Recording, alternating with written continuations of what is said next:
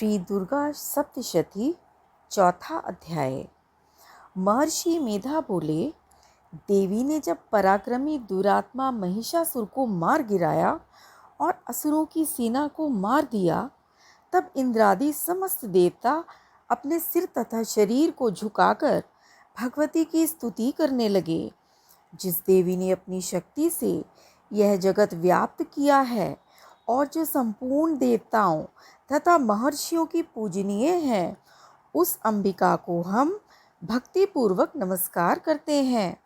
वह हम सबका कल्याण करें।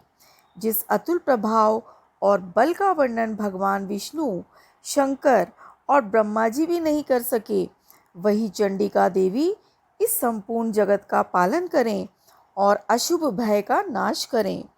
पुण्यात्माओं के घरों में तुम स्वयं लक्ष्मी रूप हो और पापियों के घरों में तुम अलक्ष्मी रूप हो, और सत्कुल में उत्पन्न होने वालों के लिए तुम लज्जा रूप होकर उनके घरों में निवास करती हो। हम उस दुर्गा भगवती को नमस्कार करते हैं। हे देवी, इस विश्व का पालन करो। हे देवी, हम तुम्हारे अचिंत्य रूप का किस प्रकार वर्णन करें। असुरों के नाश करने वाले भारी पराक्रम तथा समस्त देवताओं और दैत्यों के विषय में जो तुम्हारे पवित्र चरित्र है, उनको हम किस प्रकार वर्णन करें।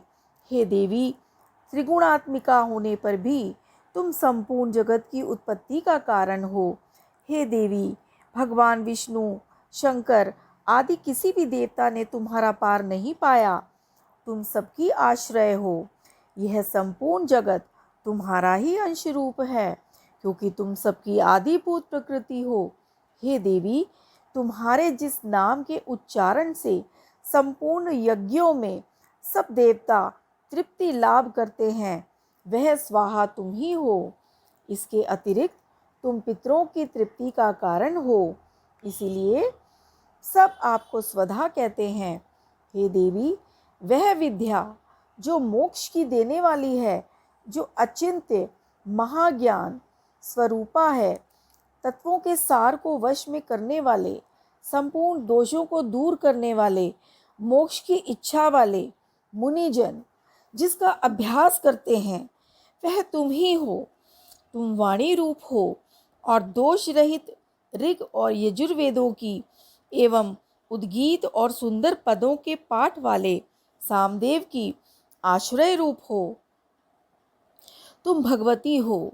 इस विश्व की उत्पत्ति एवं पालन के लिए तुम वार्ता के रूप में प्रकट हुई हो, और तुम संपूर्ण संसार की पीड़ा हरने वाली हो। हे देवी, जिससे सारे शास्त्रों को जाना जाता है, वह मेधा शक्ति तुम ही हो, और दुर्गम भव सागर से पार करने वाली नौका भी तुम ही हो।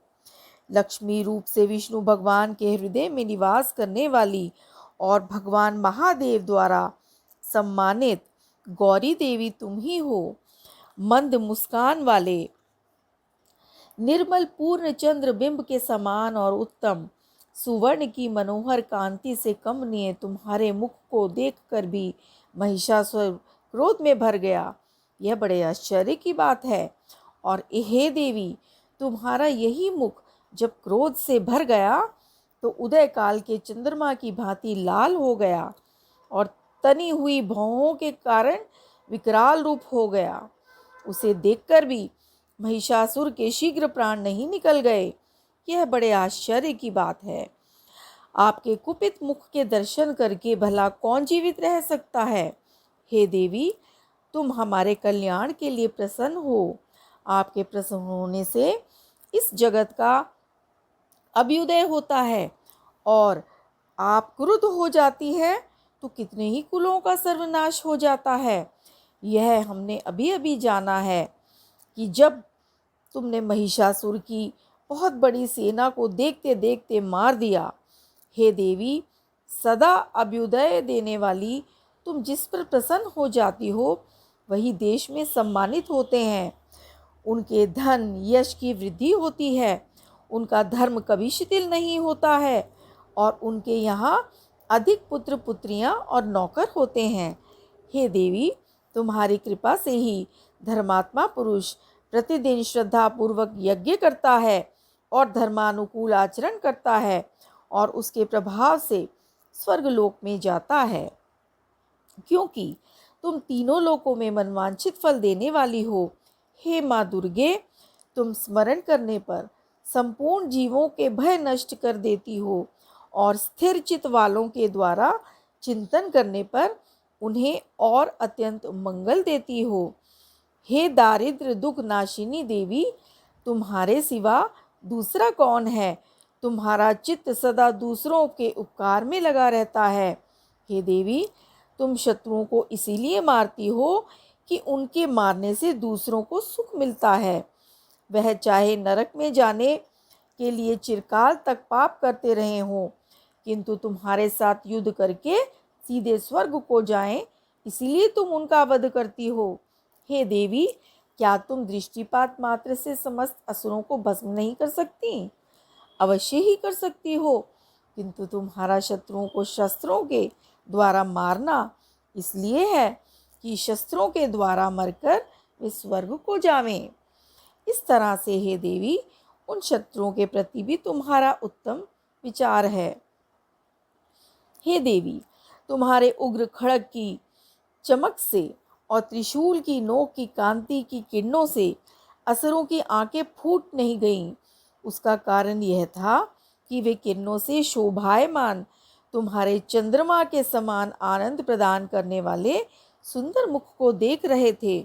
हे देवी, तुम्हारा शील बुरे वृत्तांत को दूर करने वाला है और सबसे अधिक तुम्हारा रूप है, जो ना तो कभी चिंतन में आ सकता है और ना जिसकी दूसरों से कभी तुलना ही हो सकती है। तुम्हारा बल व पराक्रम शत्रुओं का नाश करने वाला है। इस तरह तुमने शत्रुओं पर भी दया प्रकट की है। हे देवी, तुम्हारे बल की किसके साथ बराबरी की जा सकती है, तथा शत्रुओं को भय देने वाला इतना सुंदर रूप भी और किसका है? हृदय में कृपा और युद्ध में निष्ठुरता, यह दोनों बातें तीनों लोकों में केवल तुम ही में देखने में आई हैं। हे माता, युद्ध भूमि में शत्रुओं को मारकर तुमने उन्हें स्वर्ग को पहुंचाया है। इस तरह तीनों लोकों की तुमने रक्षा की है और उन उन्मत्त असुरों से जो हमें भय था उसको भी तुमने दूर किया है। तुमको हमारा नमस्कार है।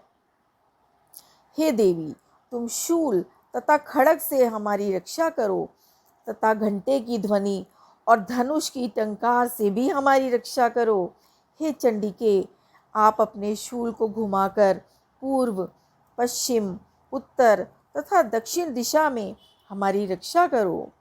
तीनों लोकों में जो तुम्हारे सौम्य रूप हैं तथा घोर रूप हैं, उनसे हमारी रक्षा करो तथा इस पृथ्वी की रक्षा करो। हे अंबिके, आपके कर पल्लवों में जो खड्ग, शूल और गदा आदि शस्त्र शोभा पा रहे हैं, उनसे हमारी रक्षा करो।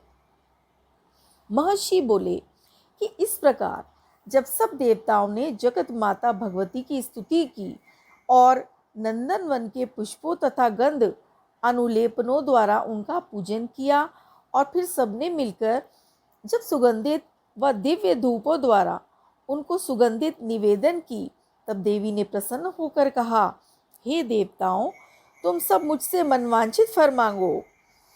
देवता बोले, हे भगवती, तुमने हमारा सब कुछ कार्य कर दिया है। अब हमारे लिए कुछ भी मांगना बाकी नहीं रहा, क्योंकि तुमने हमारे शत्रु महिषासुर को मार डाला है। हे महेश्वरी, तुम इस पर भी यदि हमें कोई वर देना चाहती हो तो बस इतना वर दो कि जब जब हम आपका स्मरण करें तब तब आप हमारी विपत्तियों को हरण करने के लिए हमें दर्शन दिया करो। हे अंबिके, जो कोई भी तुम्हारी स्तुति करे, तुम उनको वित्त, समृद्धि और वैभव देने के साथ ही उनके धन और स्त्री आदि संपत्ति बढ़ावें और सदा हम पर प्रसन्न रहें। महर्षि बोले, हे राजन, देवताओं ने जब जगत के लिए तथा अपने लिए इस प्रकार प्रश्न किया तो बस तथास्तु कहकर देवी अंतर ध्यान हो गई। हे भूप, जिस प्रकार तीनों लोकों का हित चाहने वाली वह भगवती देवताओं के शरीर से उत्पन्न हुई थी, वह सारा वृत्तांत मैंने तुझसे कह दिया है। और इसके पश्चात दुष्ट असुरों तथा शुंभ निशुंभ का वध करने और सब लोगों की रक्षा करने के लिए जिस प्रकार गौरी देवी के शरीर से उत्पन्न हुई थी, वह सारा वृत्तांत मैं यथावत वर्णन करता हूँ।